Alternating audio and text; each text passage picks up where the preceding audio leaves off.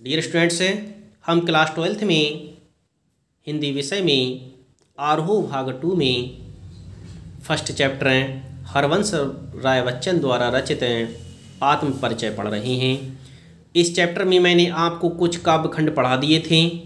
अगला काव्यखंड है, मैं निज उर के उद्गार लिए फिरता हूँ, मैं निज उर के उपहार लिए फिरता हूँ, है यह अपूर्ण संसार न मुझको भाता, मैं स्वप्नों का संसार लिए फिरता हूँ।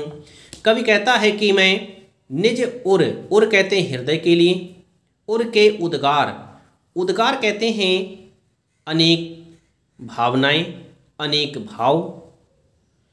उपहार लिए फिरता हूँ, उपहार का अर्थ होता है भेंट, अमूल्य निधि।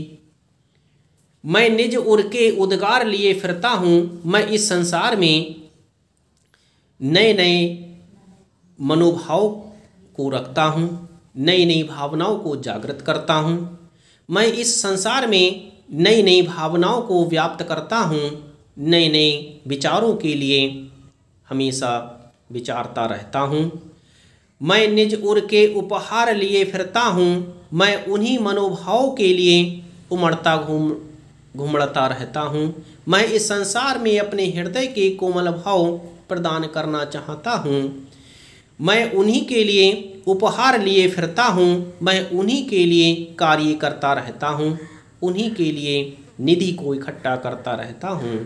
मेरे मन में जो नई नई भावनाएं उत्पन्न होती हैं, मैं उन्हीं भावनाओं के लिए सामग्री को एकत्रित करता रहता हूँ।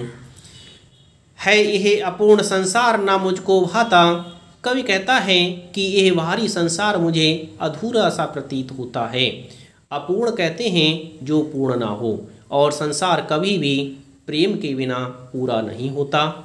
इसलिए कवि की कल्पना है, कवि कहता है कि ये संसार मुझे अपूर्ण दिखाई देता है, क्योंकि इस संसार में प्रेम का कोई भी मोल दिखाई नहीं देता।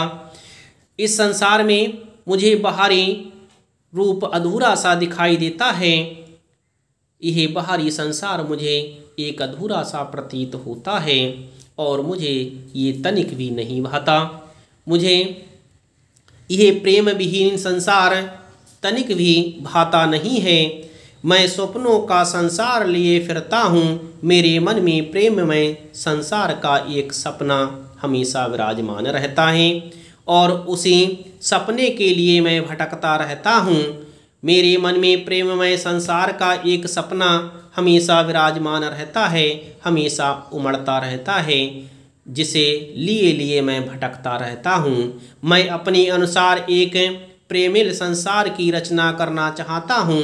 मैं ऐसे संसार को वसाना चाहता हूँ जिसमें प्रेम ही प्रेम हो, एक दूसरे के साथ स्नेह हो।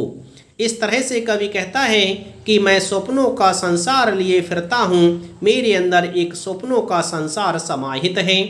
मैं ऐसे स्वप्नों में अपने जीवन को व्यतीत करता हूँ जिसमें केवल प्रेम ही प्रेम होता है, और ऐसे संसार को प्राप्त करने के लिए हमेशा इधर उधर भटकता रहता हूँ। इस तरह से कवि ने इसमें अपने प्रेम को बहुत ही सुंदरता के साथ वर्णित किया है। कवि निजी प्रेम को खुले शब्दों में स्वीकार करता है। वह किसी प्रकार के निषेध और कुंठा से रहित है। इसमें श्रृंगार रस की उन्मुक्त अभिव्यक्ति पाई जाती है। गीत की भाषा श्रृंगार जैसे विषय के अनुरूप मस्ती, मादकता, कोमलता और मधुर लय से परिपूर्ण दिखाई देती है। इसमें भाषा का प्रवाह निर्झर के समान अवरोध रहित, सहज और संगीतात्मक दिखाई देता है। इसमें कवि ने प्रेम को बहुत ही सुंदरता के साथ व्यक्त किया है और उसने प्रेममय संसार को ही सर्वोपरि संसार माना है।